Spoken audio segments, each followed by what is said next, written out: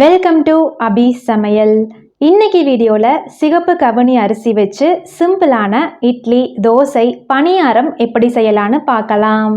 இதுதான் நம்ம சேனலில் ஃபர்ஸ்ட் டைம் பார்க்குறீங்க அப்படின்னா சப்ஸ்கிரைப் பண்ணிவிட்டு பக்கத்தில் இருக்க பெல் ஐக்கானில் ஆல் அப்படிங்கிற ஆப்ஷனை செலக்ட் பண்ணிடுங்க. அப்போ தான் நான் போடுற வீடியோஸ் எல்லாத்துக்குமே உங்களுக்கு நோட்டிஃபிகேஷன்ஸ் வரும். ஒரு பவுலில் 2 கப் சிகப்பு கவுனி அரிசி, 1 கப் இட்லி அரிசி, அரை கப் உளுத்தம்பருப்பு, 4 டீஸ்பூன் வெந்தயம், இதை எல்லாத்தையும் சேர்த்துட்டு தேவையான அளவு தண்ணி சேர்த்து நல்லா சுத்தம் பண்ணிடுங்க. இப்போ இந்த தண்ணியை வடிச்சிருங்க.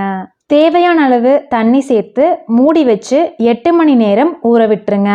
இப்ப பாருங்க, அரிசி உளுந்து எல்லாமே சூப்பரா ஊறி இருக்கு. இப்போ இந்த தண்ணியை வடிச்சிட்டு கிரைண்டர்ல சேர்த்துருங்க.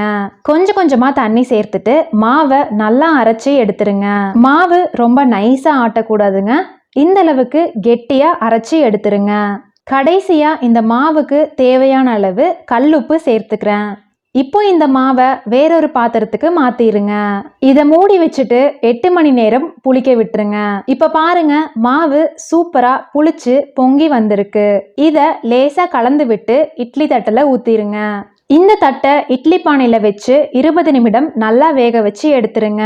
இட்லி வெந்துருச்சான்னு பார்க்க இந்த மாதிரி ஒரு சின்ன டம்ளர்ல தண்ணி எடுத்திருக்கேங்க. ஒரு விரல்ல இந்த தண்ணியில விட்டு உடனே இட்லியில விட்டு பார்த்தீங்கன்னா கையில இட்லி ஒட்டாம வரணும். அடுத்து இந்த மாவு வச்சு தோசை, பணியாரம் சுடும்போது அடுப்பை மீடியம்ல வச்சு நல்லா வேக வச்சு எடுத்துருங்க. அவ்வளோதாங்க, ரெடி ஆயிருச்சு சிகப்பு கவுனி அரிசி வச்சு சாஃப்டான இட்லி, மொறு மொறுன்னு தோசை, பணியாரம். இந்த ரெசிபியை நீங்களும் ட்ரை பண்ணி பார்த்துட்டு எப்படி இருந்துச்சுன்னு மறக்காம கமெண்ட்ல சொல்லுங்க.